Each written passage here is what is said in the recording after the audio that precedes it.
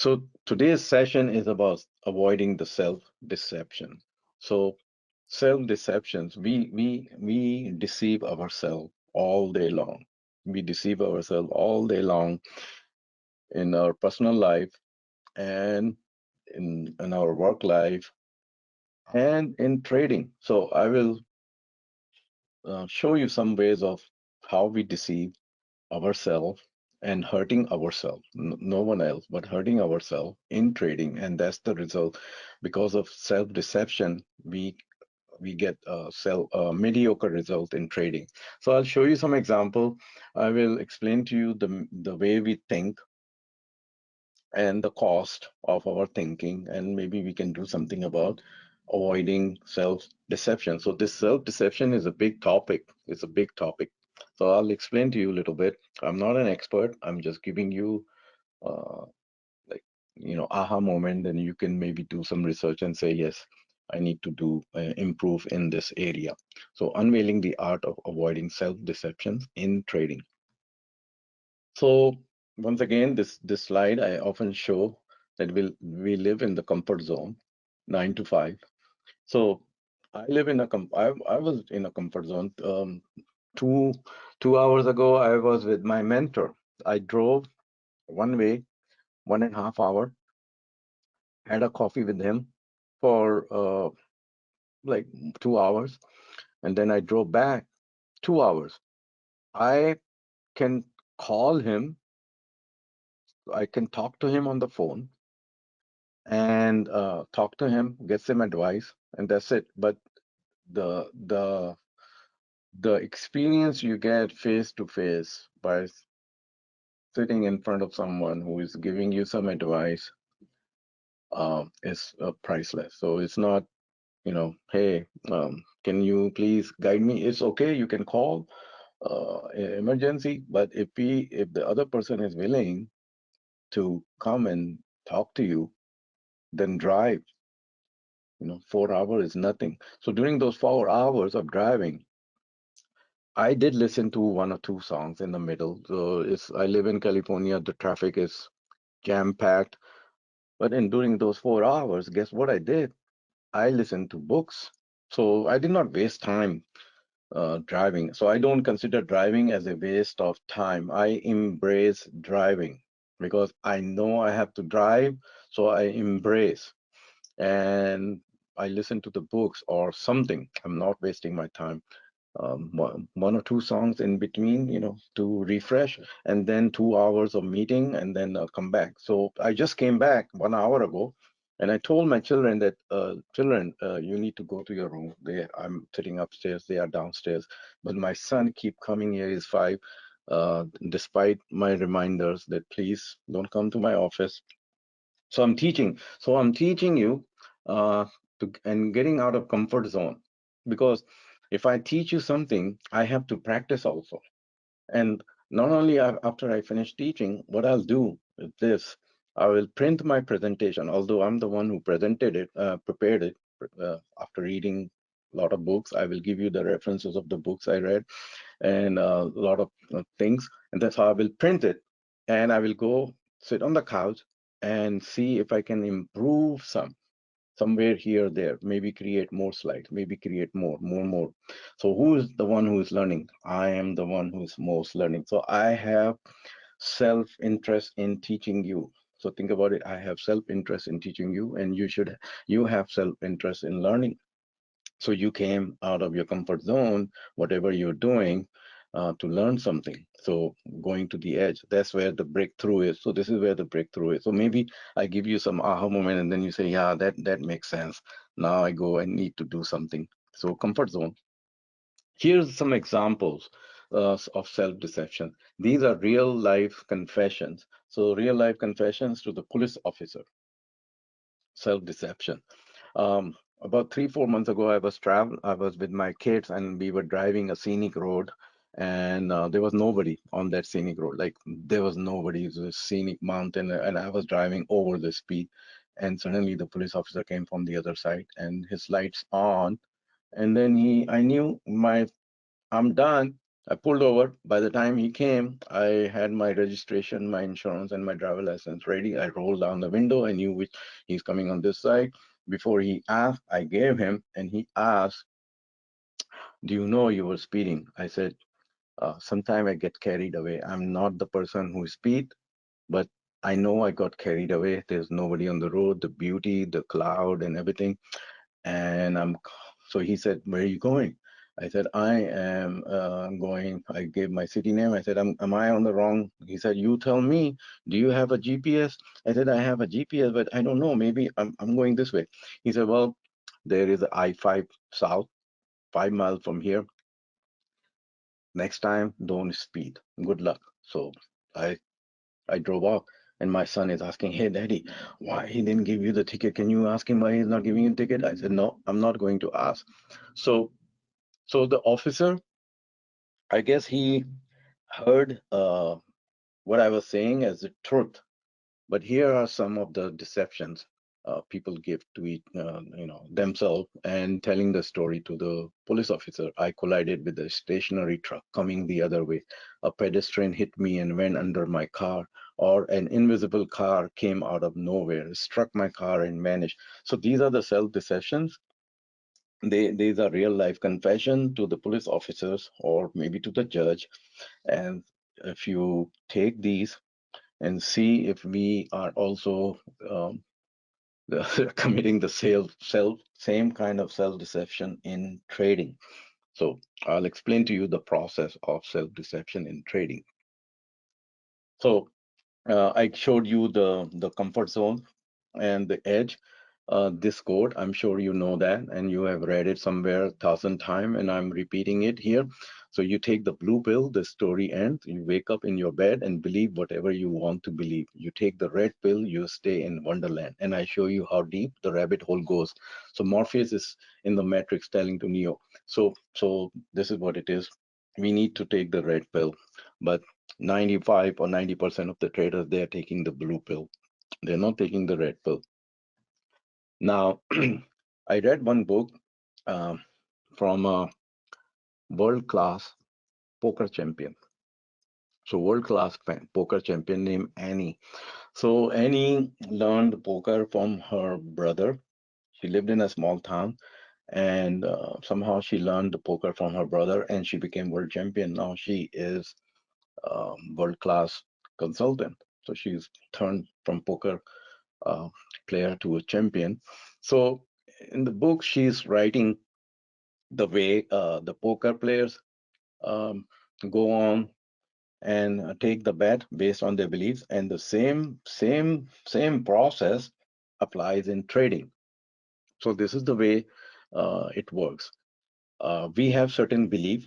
So we have certain beliefs, and belief could be environmental belief, the capability belief, the value belief, the identity belief, the spiritual belief. So deep down, at the bottom level is the spiritual belief.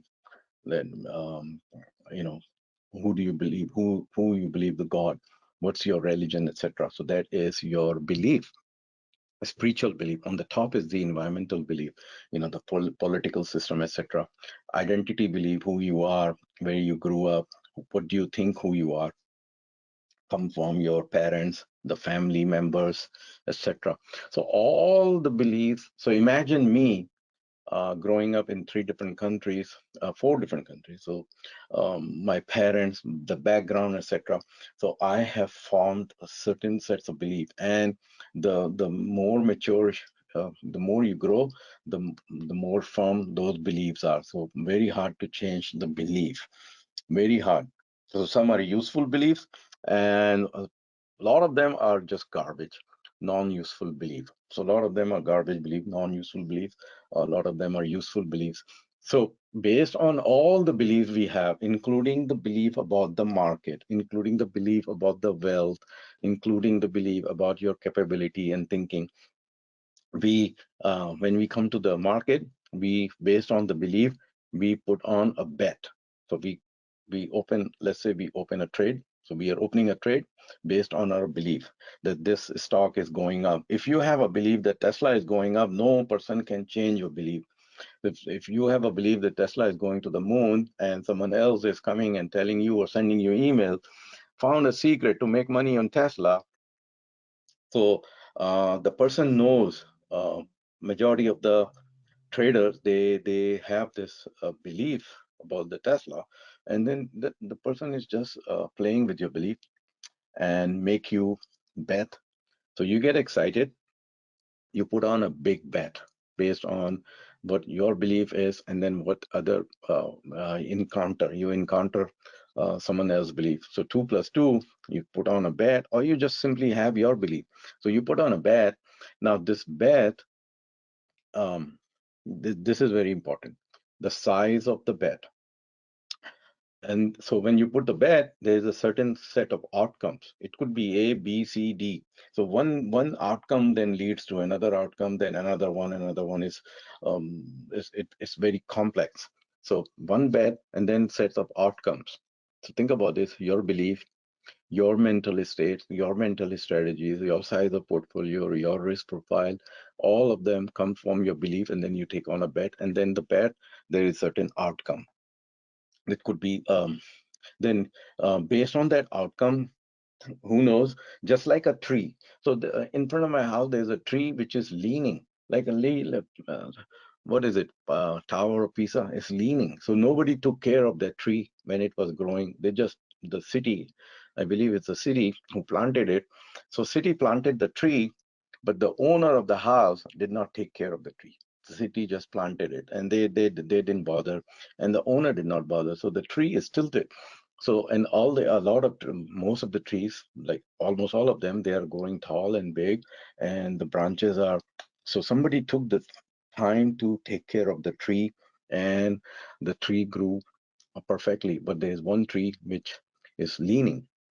So just like the tree, the multiple branches here, there, you cut here, um, and the tree grow this way, then you cut.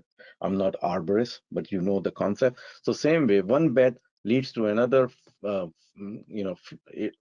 different future A, B, C, D.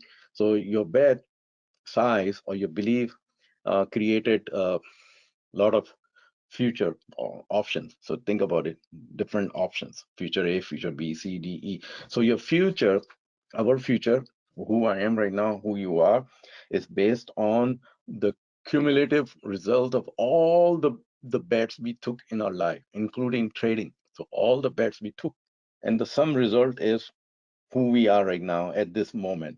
Like right now I'm talking to you, is based on all the the bets I took in life. So our life is a series of bad bets. Could be. So think about the bad bets we take. Just so, and then relate this to trading also. So think about this series of bad bets.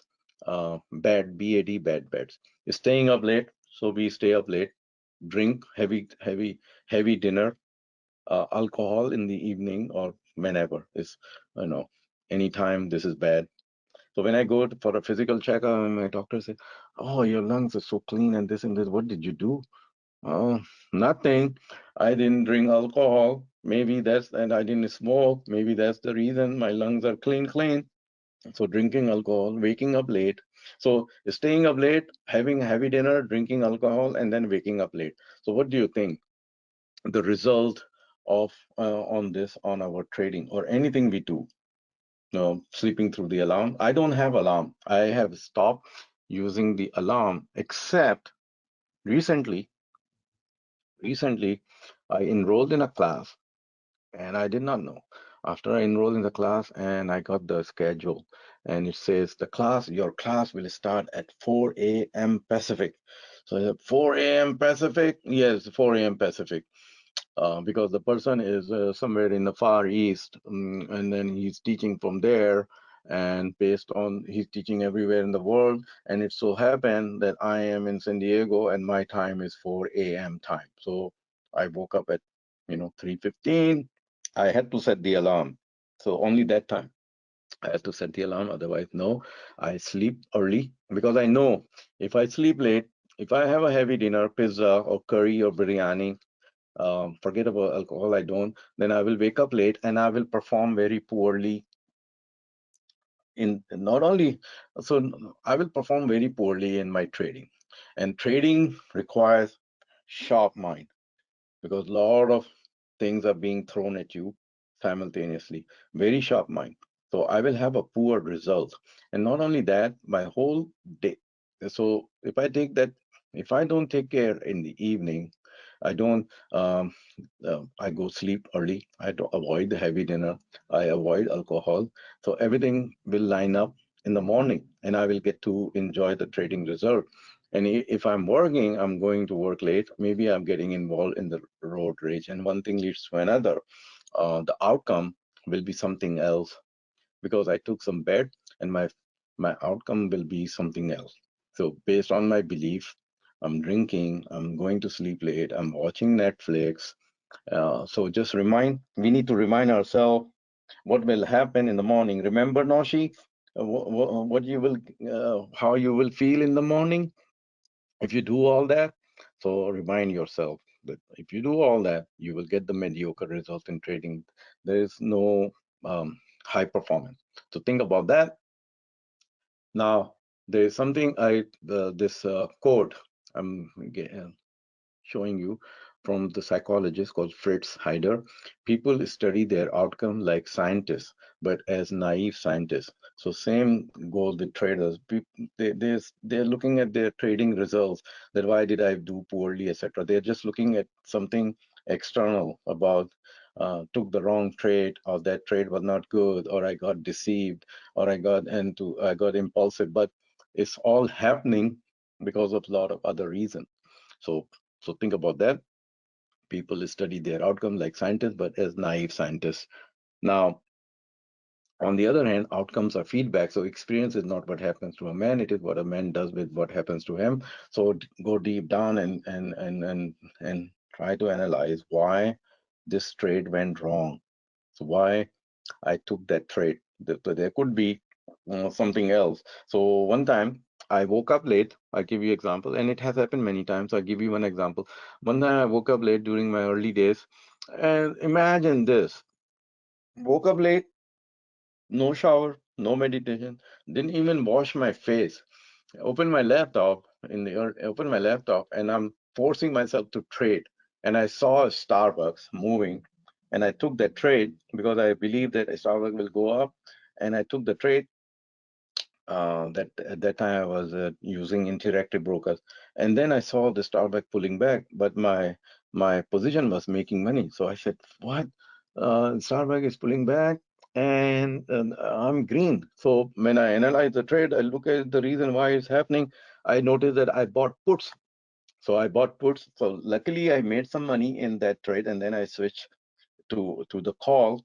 So that was a big mistake. So I did not have to do the trading with my eyes shut.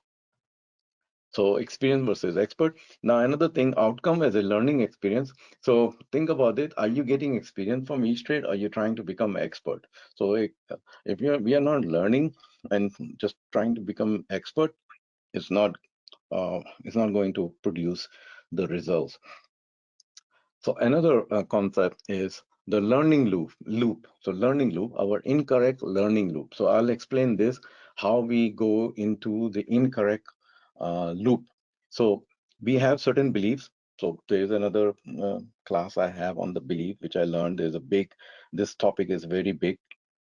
There's something called belief paradigm, where you go through, evaluate all your beliefs one by one.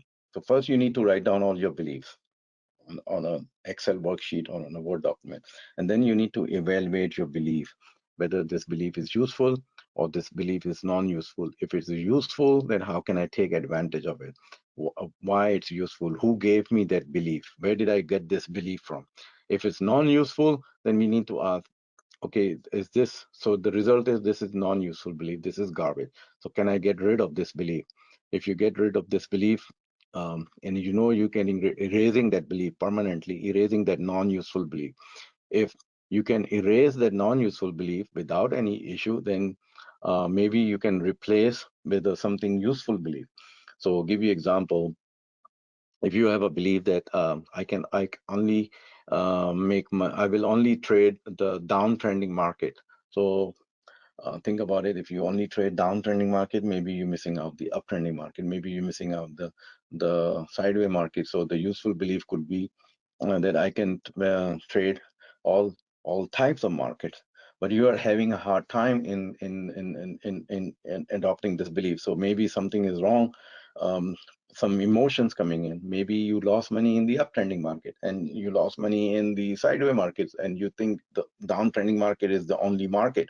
So and why you cannot replace that belief? Because you're getting the previous emotions. So emotions are coming back. So first you need to get rid of the emotion, then you will get rid of that negative belief that I can only trade downtrending market. So think about this. This is a big topic. So you have certain beliefs, and then based on those beliefs, you adopt a certain, you take on certain bets, and then the result come out. So now when the result come out, um, the result could be positive or the result could be negative, meaning the trade could be the win trade or the trade could be a loss trade. So what we do here, we go wrong. I will explain to you, fielding the outcomes incorrectly. So there are biases. We bring biases. So this is another big topic about the biases, the cognitive biases. There are a lot of type of biases. So I'm learning about it. I learn a lot and I'm still learning. So this is something I want to learn as much as possible about our biases. So I have another class on the biases and I will teach you. So biases, based on the biases, we feel that outcome incorrectly, whether it's a loser trade or a win trade. So I'll explain to you in other slides. And then we go on and repeat the bet. So we go and put on the another bet and then based on certain beliefs. So we put another bet, then comes the outcome. The outcome is a win or loss, and then we feel that outcome, and then we go on repeating the bets. We take another trade or simultaneously 5 trade, 10 trade. So it's a constant loop. So it's a loop.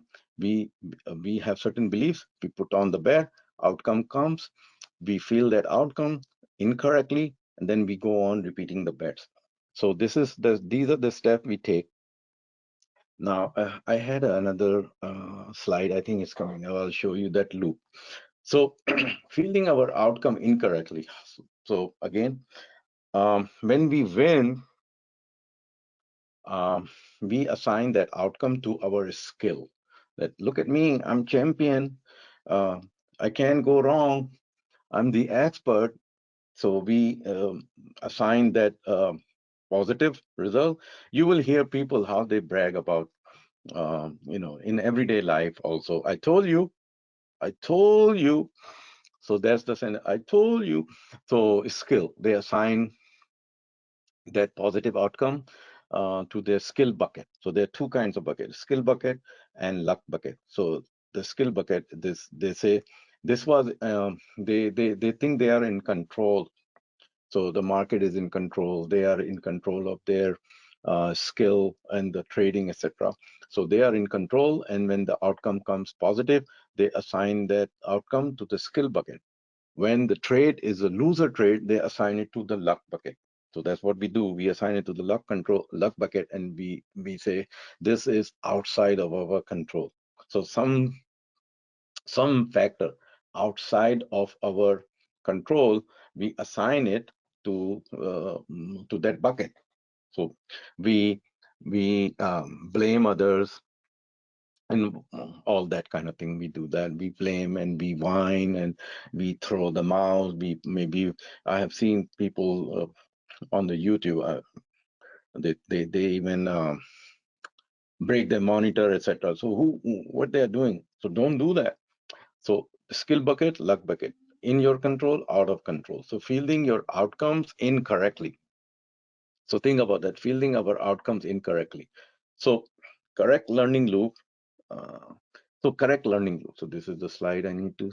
Yeah, correct learning loop is fielding the outcomes correctly. So same. Just you replacing this step. So you see that fielding outcomes incorrectly, fielding the outcomes correctly. So beliefs, sets of belief. So here you need to do some so each step, let me explain our beliefs. So this is a big exercise. You need to do the exercise on, and I also, when I say you, it means me. I'm just I have a habit saying you. So we need to evaluate our beliefs. First of all, are we using the proper beliefs? Do we have a proper belief? Do we have a proper mental state? Do we have a proper mental strategy?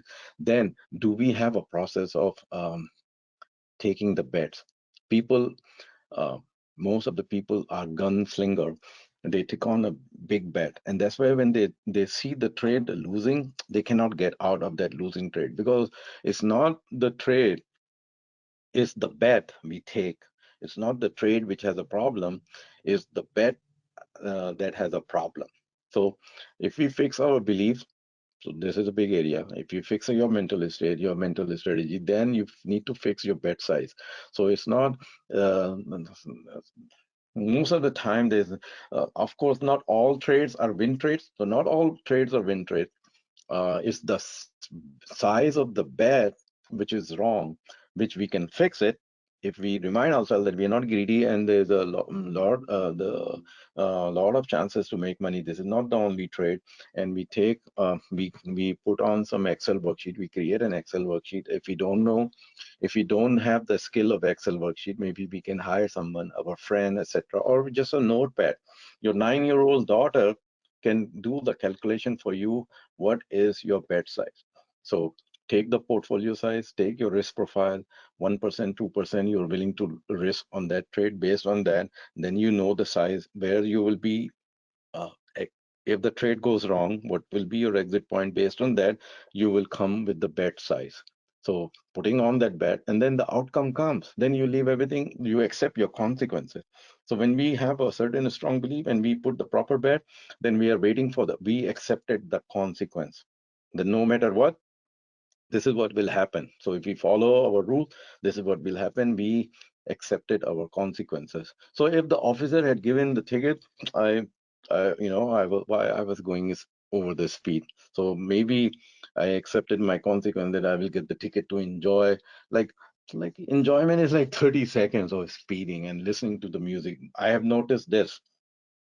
So I take on the bet. I give you example. I take on the bet on a. So this is a study done that people speed generally when they are in a scenic road. They are in a good mood, or they play a song which is their like upbeat, whatever it is to make do. It gives them certain kind of a dopamine or whatever is called to the brain, and then they just they go. People go in that mode where they are literally dreaming. So they are not slept, they're not awake, they are dreaming at that time. So, dream. So and then you take the bet, a higher bet, a risky bet. So that's what happened in the scenic road. Generally, I get the ticket or I get stopped, not in where I live or in the California, outside of California, or if outside of my city, my range, when I'm cruising. So I take a bigger bet and I lose.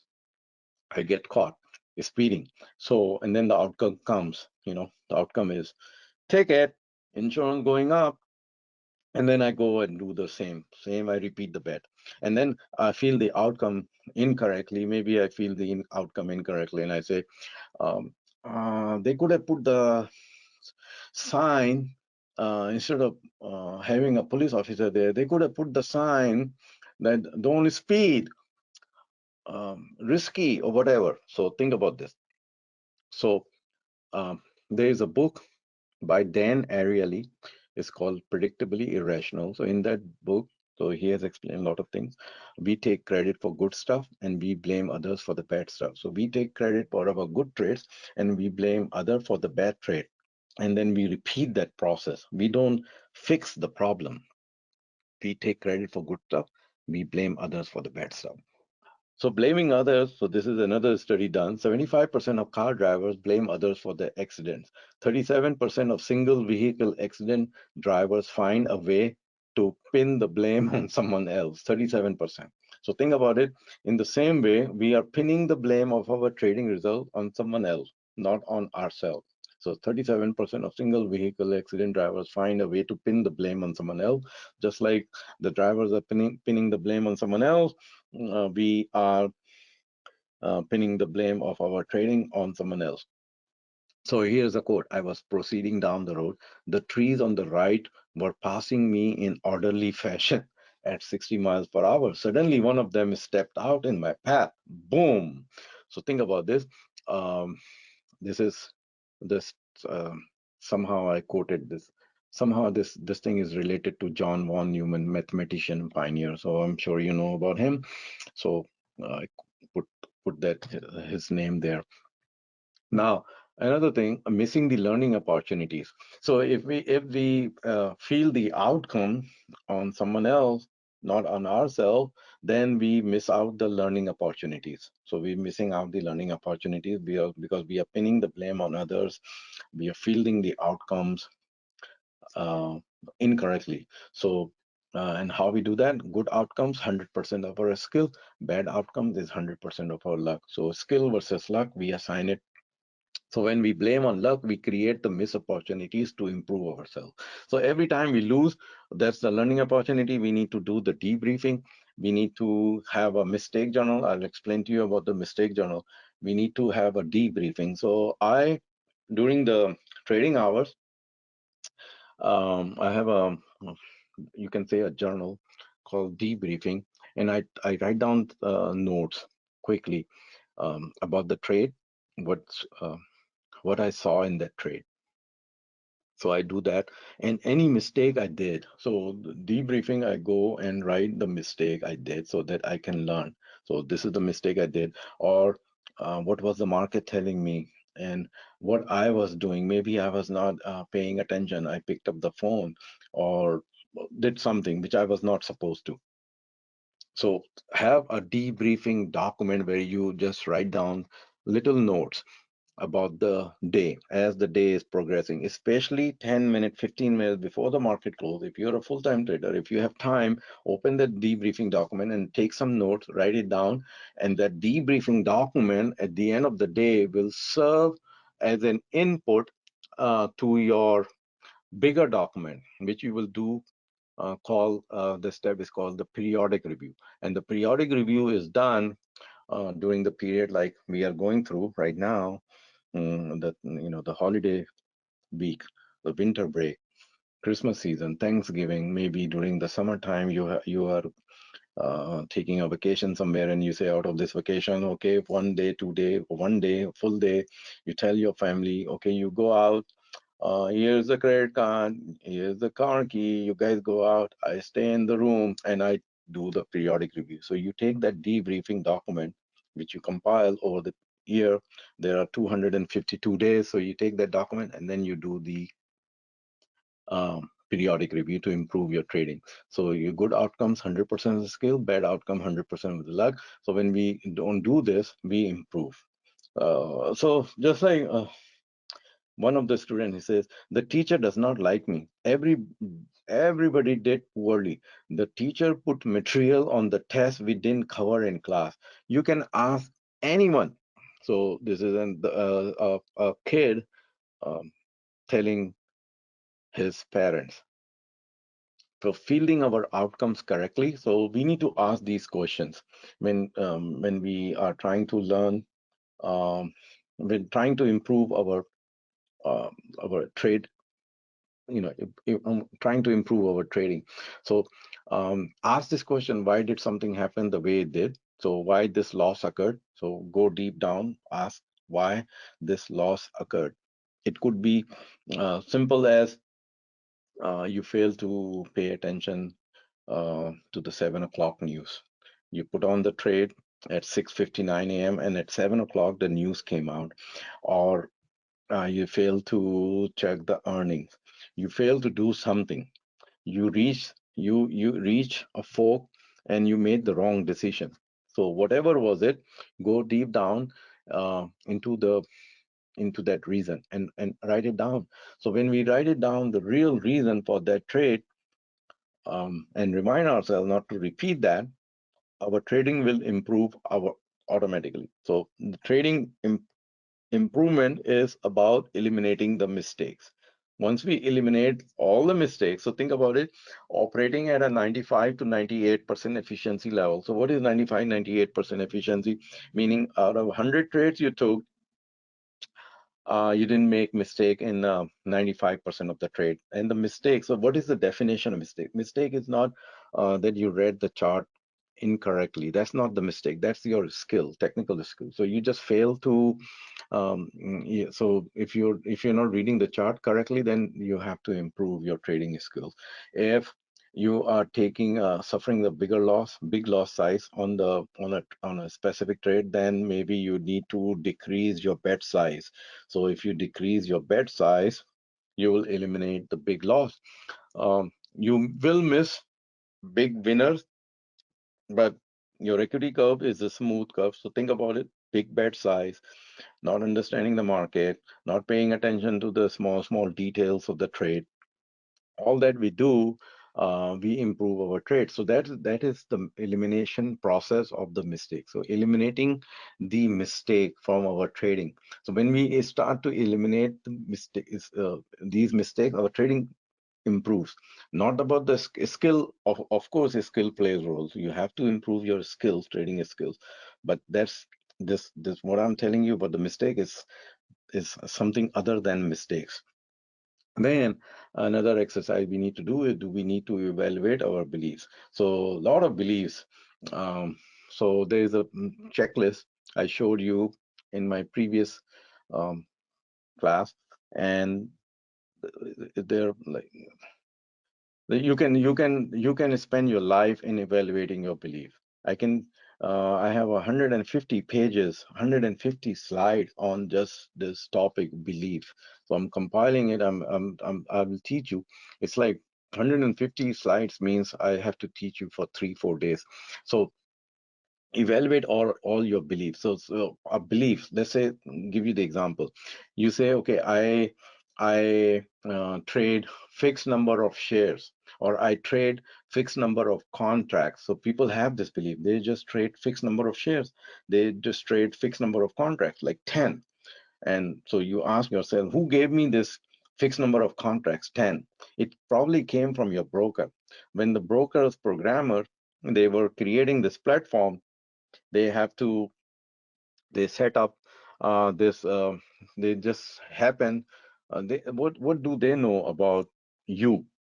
What do they know about the risk? They just put the default 10 contracts, 1,000 shares. So doesn't matter if you trade Amazon, 1,000 shares. If you trade a $5 stock, 1,000 shares. So think about it. No, how much um, wrong you're doing when you have this belief that I only trade fixed number of shares, 1,000 shares or 10 contracts or 50 contracts. So ask yourself and fix that belief. And so if you have this belief and you realize that this is a garbage belief, this is a non-useful belief, so fix it. Either completely erase it, so or replace it. So erase it or replace it. Experts say just erase it, just non-useful. And if you cannot erase it, then try to replace it. So replace it with, I trade variable number of contracts, I trade variable number of shares. And why? Because every trade is different. The price of the stock is different. The volatility is different. The market conditions is different. There are other things going on in your portfolio. Maybe you have a lot of open position. Maybe you are expecting some outcome, some major event coming up, FOMC. So you don't want to go all in. Maybe uh, you have this belief that when you open a trade, so when we open a trade, that's the time we are committing, we are making the decision. So that's where we are bound to make the most mistake. The biggest mistake come when, because we are taking the trade based on a decision that this stock is going up. That's the moment you may be making a mistake, a major mistake. So think about this, you may be making a major mistake at that time. So if we know that we can commit a major mistake at the time when we push that button, that, aha, this is the stock I need to buy. So why not reduce your risk at that time? And then when the trade gets going, you have all the time in the world to add more to the position. And If it so happen you took the trade and next day it gaps up or gap down, depending on your the direction, it's good, it's okay. But think about it, how many stocks they just go straight to your target right away. You take the trade and then boom, it goes next day and hit the target, and then you say, look at me. So it doesn't happen. It tells you, the stock tells you that this is the right trade. Then you scale in.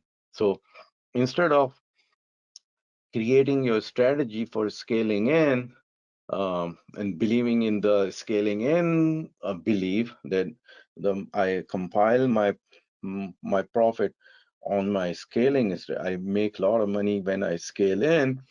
um, so I start little and then I pile up on my biggest trade. So that's my belief. I go my and I adopt the belief that I go all in, fixed number of shares. So think about that. Can you replace it? Maybe you can. Do we need to reevaluate the process of evaluating outcomes? So maybe when the trade comes as a winner or loser, maybe you need to go through evaluation. So it's very important for the process. I'm very process oriented person. So in everything, in the whole in my life, in my business, in my trading, I believe in process. So maybe you read some books on processes. So they teach you in MBA, but it doesn't mean you cannot learn. They teach you what they teach you in school. You can buy some books on processes and and and and and learn the process to improve the process. So maybe you don't have a proper process of evaluating the outcome. Maybe you need to evaluate the process of determining your bet size. So there there are um, dozens and dozens of uh, the criteria for your bet size. So it's all this is a very complicated field mathematically. You can you can go very complicated in evaluating your bet size at any given moment. But the simplest is have a portfolio size, which you know on week by week basis.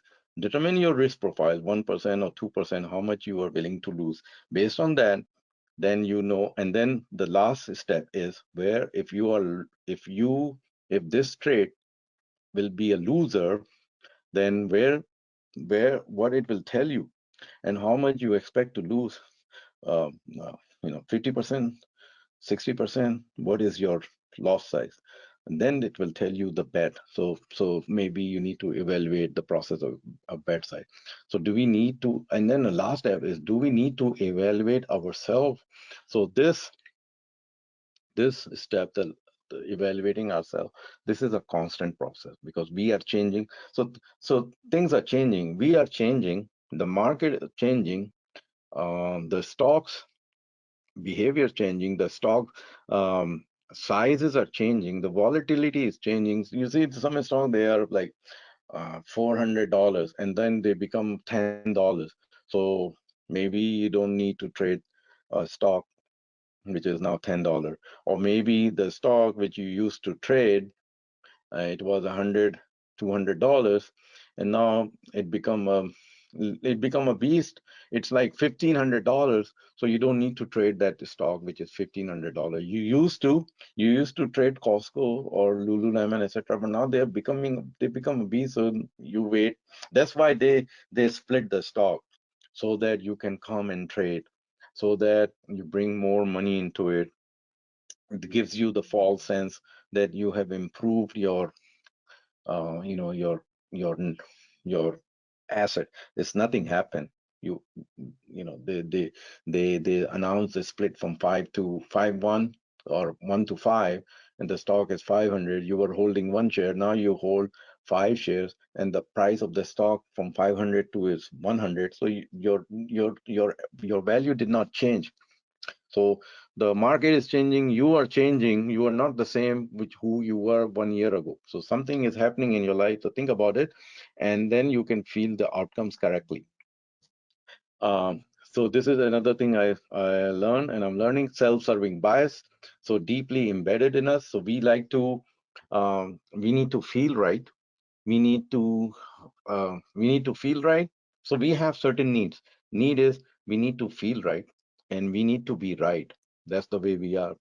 I want to win all the arguments, and I want to win um, all the trades.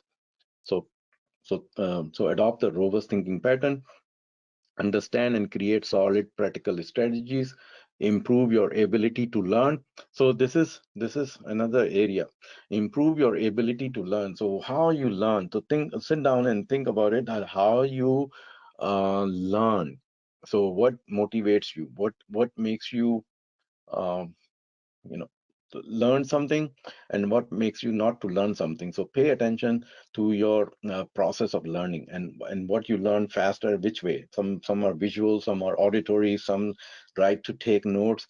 I like to take notes with my pen and notepad. So I'm that kind of person. I'm still old school. I write, I do recursive.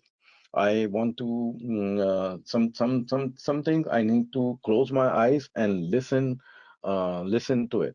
So in order to listen, I need to close my eyes. And I'm a visual person also. So if I'm sitting in the class, so this is the way. If I'm sitting in the class, I'm usually sitting at the back. I'm not sitting in the front. First of all, I sit in the back so I can see all my class fellows. So I'm just giving you the class. And then if I realize the person is whoever is teaching, he's teaching something, I have to put my head down, close my eyes, and then I can listen to what. So every word coming out, I need to pay attention and goes in my ear. So ability to improve, learn. So um, think about your ability to learn and how you learn. Study all possible outcomes. So foster open-mindedness, evaluate all possible causes of outcomes. So causes of outcomes. So this area is very complicated. Cause and effect. So I have a few slides on this. I have taught, and I'll teach you again the causes and effects. So this is another certain things happening due to multiple causes, not just one. So certain things are happening on a multiple cause, have a multiple causes, not just one. Uh, and we have a tendency of a self narrative, positive self narrative. So have a positive self narrative, taking credit for success. We made the right decision. So this is the way we think. We take credit for success because we say to ourselves, we made the right decision, and we have this need to be right and feel right. So we feel right. We have the need to be right. We need to feel good, and that's what happened in trading also. So think about this. When we see a green on our portfolio, that green is not is giving us some pleasure, some happiness, but it's not until we ring the register. So the moment we ring the register and we see the profit in our portfolio, that's the reason we do that, so we can feel good at that moment. It doesn't matter how the stock is going up, how much it can go up, because we have a tendency to be, and then when we close that winner, we declare the result, because the result is not out till we close that trade and get the money in our account. So when the money comes in our account, two things happen. We feel good, so we have a need to feel good, so we satisfy that need. We have the need to be right, we satisfy that need, that we are right. Look at me, close the trade. Think about this scenario. You have four trades open. Three of them are losers. One is a winner. So combine those three trades which are losers. Let's say the total loss is $1,000, and the winner trade, the total gain is $1,000. So now what we do? So let's say we are closing that loss trade. So $3,000, $1,000 loss. Then we don't want to see the $1,000 gain loss in our portfolio. So what we do, we say, okay, let's close this trade also, winner trade. So we cannot go wrong taking profit. We close that win trade also. So $1,000 from win trade, and one trade, three loss trade equals $1,000. So we balance it out and we feel good about it. We say, okay, we didn't lose. The right, so we had a beast. We may had a beast in our hand, that winner trade. What we didn't do, we did not increase the bet on that winner.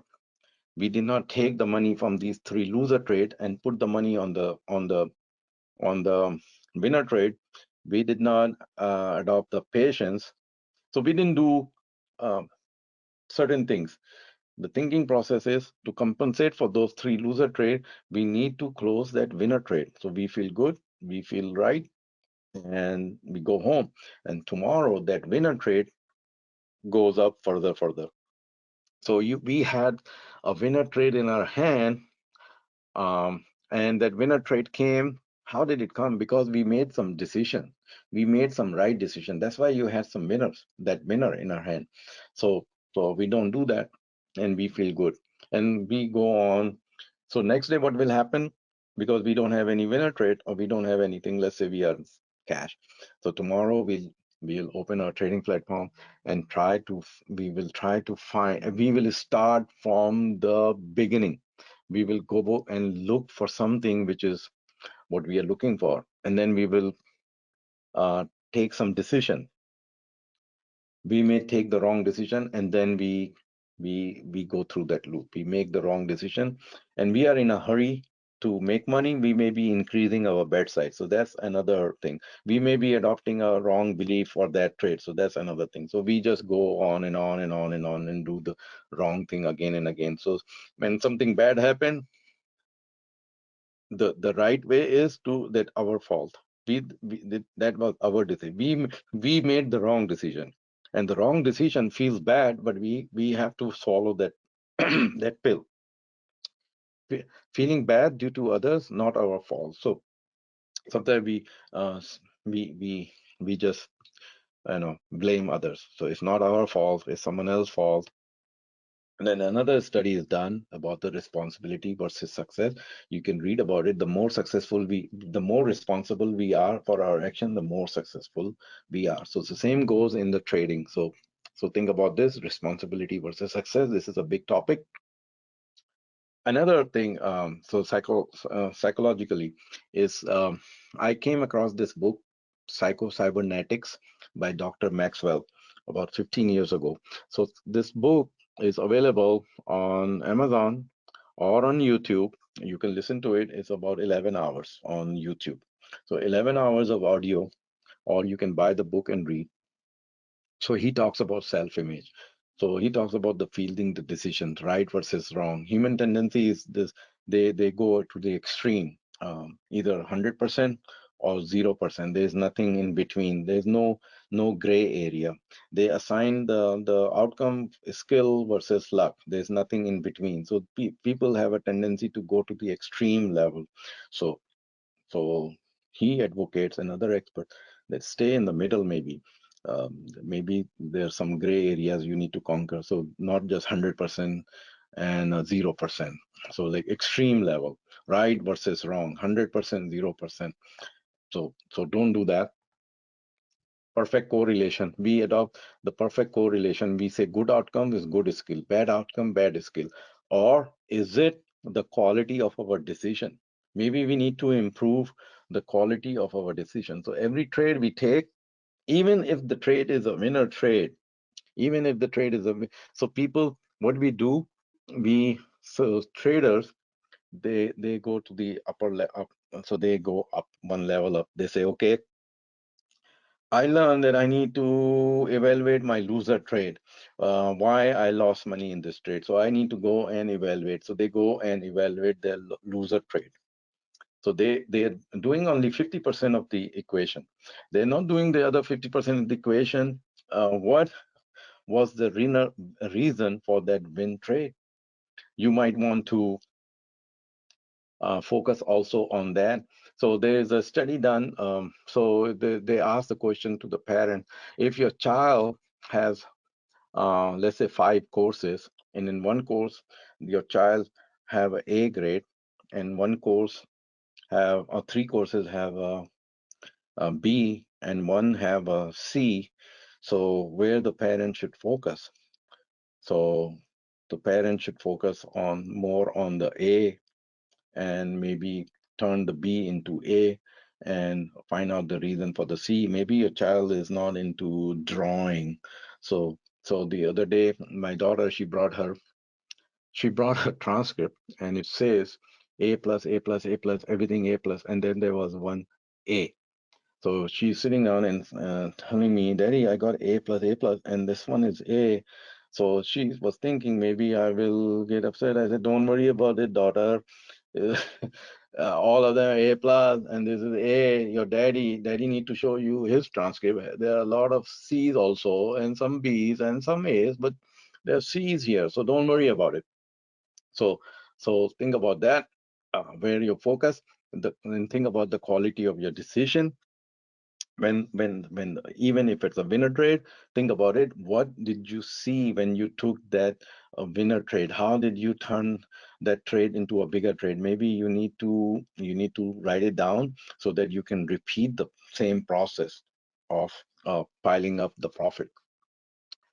And there's something called element of luck. So there is an element of luck. It do exist. It so happen there are a lot of things which are beyond our control, especially in trading. So when the things are beyond our control, you did your best, you did all the things you do, and even then the trade goes against you, gap down or something happen.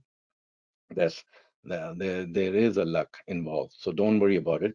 Uh, People, so this is another one. People have motivation to update self-image. So be more objective, be more open-minded, assess the influence of luck and skill, retrain the way you process the results. So this is a big thing. You need to retrain the way you process the results. So every trade, whether it's a winner or a loser, you have to know deep down why it turned out to be the loser trade and why it turned out to be the winner trade. Some trades, they are winner trade, but you did not make, like, it did not, that was not the trade of the week. So what happened? Why did you miss that trade? It was a big winner. You saw it in front of you, but you let it go. So why? So uh, accurate fielding and accurate truth seeking. So you have to constantly go through the loop. Every trade, every winner trade, every loser trade have a reason for your. It's there. It's in front of us. It's just we ignore it. We just go about trade haphazardly. We don't seek for the truth.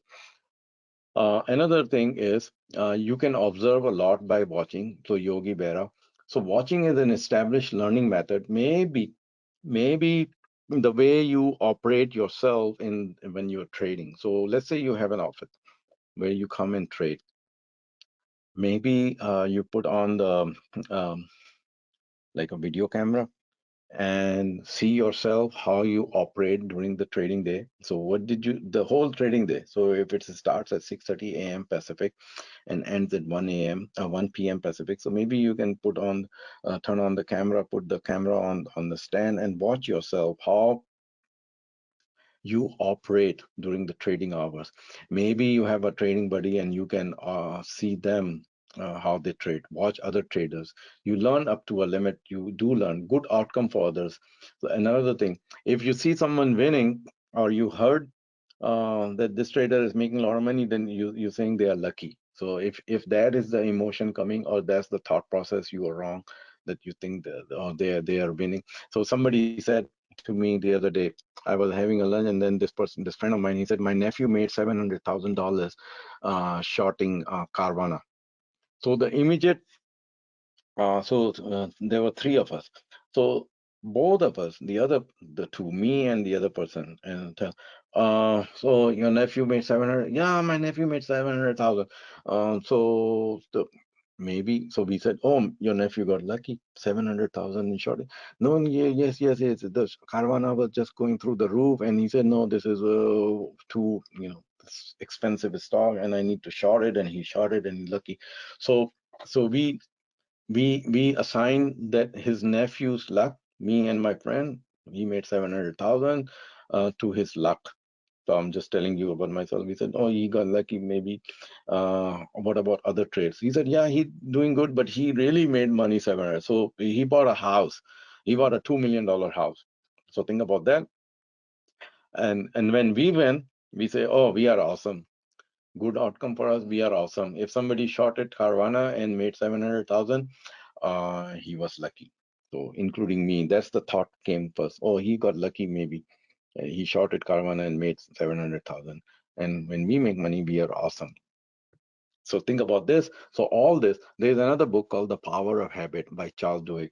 So we must believe in luck, for how else can we explain the success of those we don't like? Feeling the successful outcome of others in a negative way has a cost. So we block when we feel the successful outcome of others in a negative way, we have a cost. And the cost is that we don't go deep down to learn, and we don't approach that person to teach us something. Maybe that person has something to teach. If that person is available, maybe we need to reach out to that person. Maybe he can teach something. So we need to reshape our habit. So this is a very good book, The Power of Habit. If you have time to listen to this book. So I listened to the book, I read the book, I created this slide for you. Another thing, which is which um, creates trouble for us, is the lack of self-compassion. Not only the lack of compassion for others, but the lack of self-compassion for ourselves. So we do like this. When we lose money, we say, I have the worst judgment. How could I be so stupid? What I should have known, shoulda, woulda, coulda, I should have known. I should have known it's coming. And how can I be so stupid? What I was thinking. So all these kinds of questions coming is killing us. So think about it. All kinds of this kind of question coming is killing us. So lack of self-compassion. Instead of saying, oh, how could I be so stupid? Or I should have known it's coming. Don't do that. One time my son used to say, he's 5, but he used to say, oh, I'm so stupid. So I have to fix him, meaning I have to change his thought process. So don't do that. If we are doing it, we are doing it incorrect, with hurting ourselves. How could I be so stupid? I should have known coming, and shoulda, woulda, coulda. Don't do all this. This is hurting us. Here is a slide where some of the problems with the traders. So I'm trying to explain to you. So avoiding to fix ourselves. So fixing ourselves, meaning there are so many inherent problems. So we just um, ignore. We just ignore. We resist. So whatever we are resisting, that is the thing we need to fix. That's the thing. So embracing. So there are certain things which I hate to do, but when I get this feeling that I'm avoiding it, I need to um, be aware of and somehow break that barrier. So break it down into small pieces, just little by little by little by little, and then we overcome that. So fix yourself, resist the temptation not to fix. So fix those problems, not knowing who you are. So this is very big. So only you know who you are. So you're 25, you're 65. You have a family members. You don't have family members close to you. Your profit objective is different.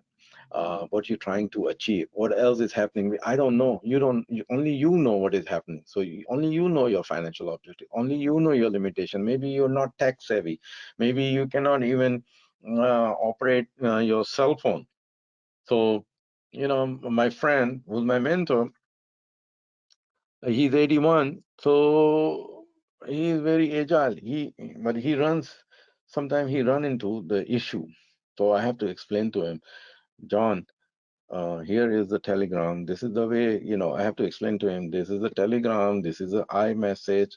When you see this mail means going to my database. It's not specifically to you.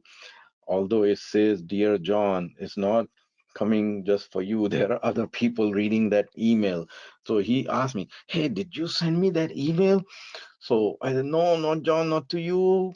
Only there are other thousands of people in the database. I send this. So let's say I send some marketing email. It so happened he reads that. So he say, are you sending me that marketing email? Me? Like, no, no, no, John. Made a mistake. It went to my database. My database has thousands of people, and it so happened you receive it. So just ignore it. So so so so I have to explain to him. So know your limitation. So explain, John. Don't worry about it. Here is this is the way. iMessage, this is the way Telegram, this is the email, this is the chat, etc. The other problem we have with the traders are we have is not developing the business plan, not treating the trading as a business. We treat trading as a hobby. So when we treat trading as a hobby, we get the result as a hobby. So in a hobby, if you have a hobby of golfing, maybe you go golfing, sometime you don't go golfing. So it's like that. So business plan on top, based on your financial objective, based on who you are, based on all your limitations. So um, you know, I so y- your financial you may have a big financial objective, but you have a limitation, you cannot achieve that. So based keeping in mind the limitation, keeping in mind your financial objective, keeping in mind who you are, you prepare your business plan. Then under the business plan, you have your trading plan. So don't mix the business plan with the trading plan. The trading plan for that account, it could be a retirement account, it could be a speculation account, it could be an option trading account, it's a stock account, what you're trying to do. So based on that account, based on that objective of that account, you have a trading plan. You don't have time to spend to learn the skills. So they say it's minimum 10,000 hours. So if you take 10,000 hours, so something you can master, something.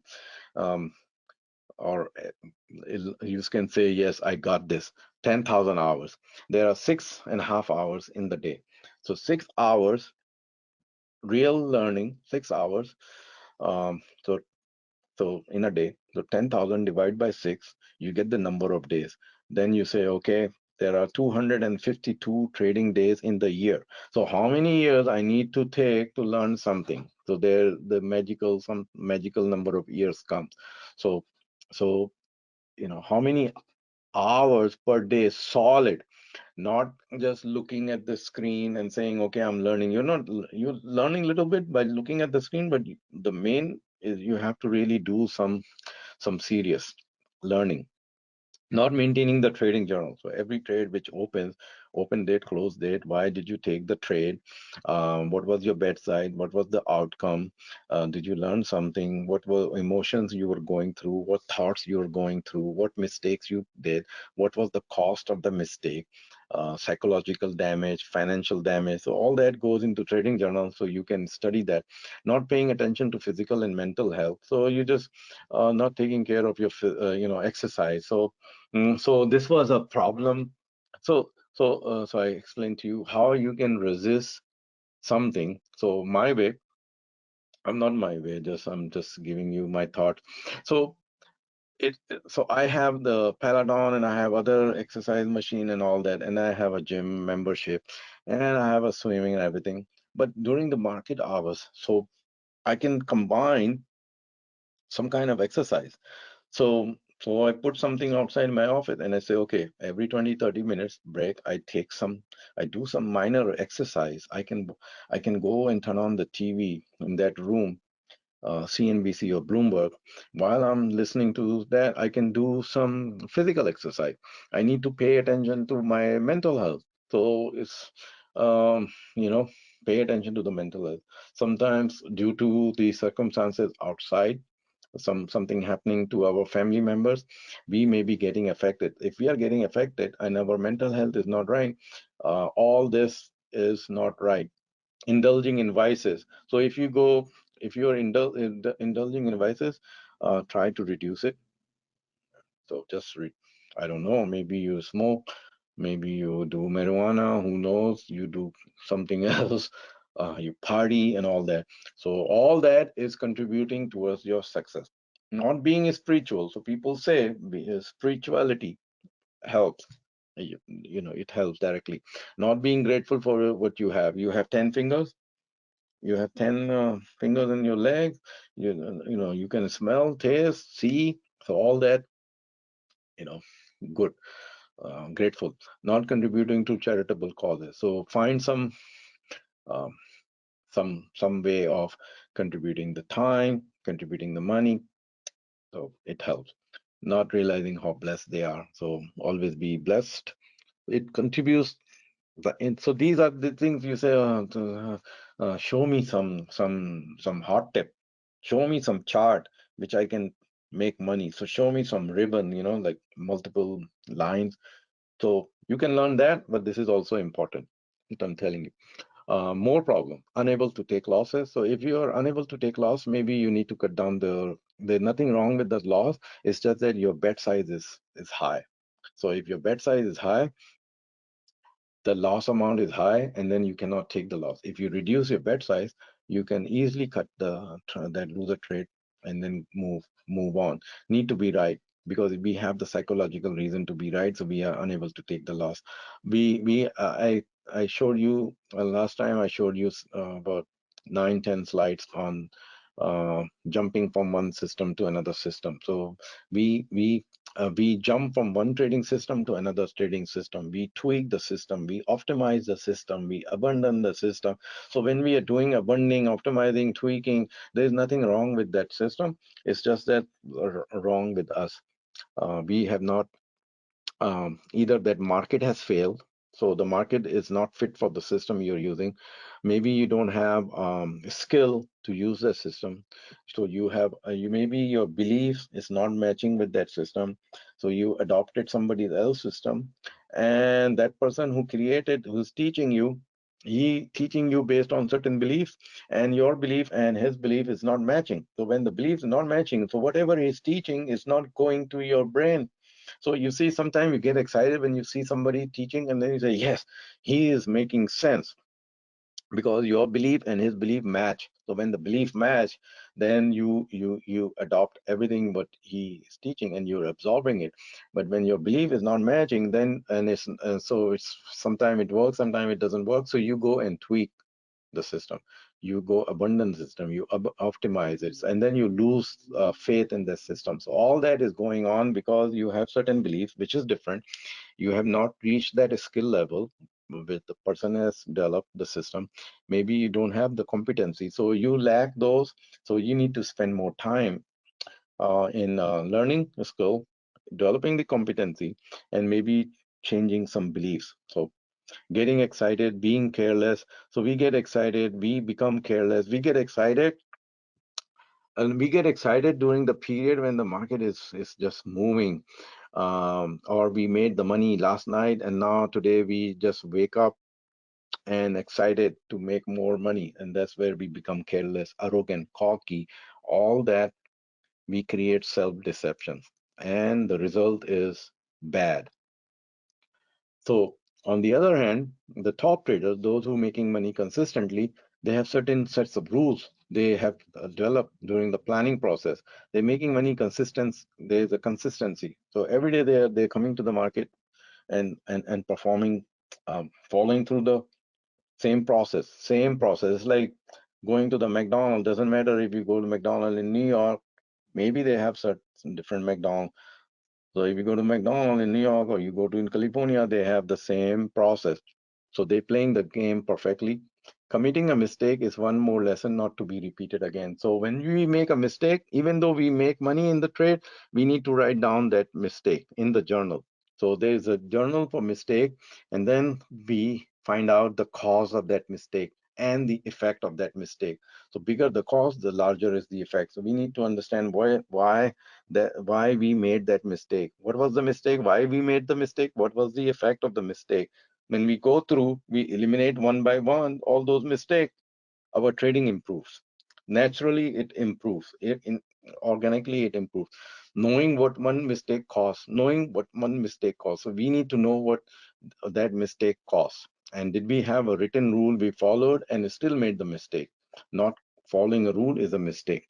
So there is a journal we can make where the column, so we can create a column, date of mistake. So you can write the symbol, date of mistake, the type of mistake you did.